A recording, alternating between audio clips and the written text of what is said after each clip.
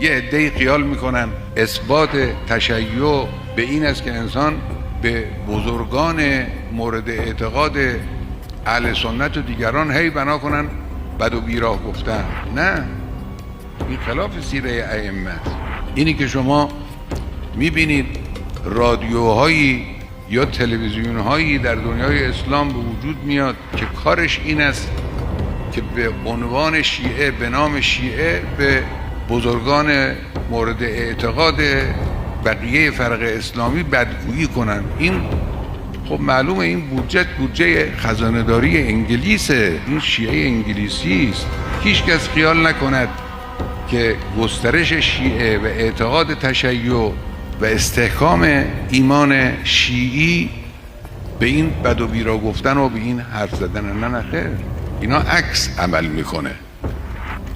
وقتی شما بد و بیرا گفتید، او یک حصاری دورش کشیده میشه از عصبانیت، از احساسات. او دیگه حرف حق هم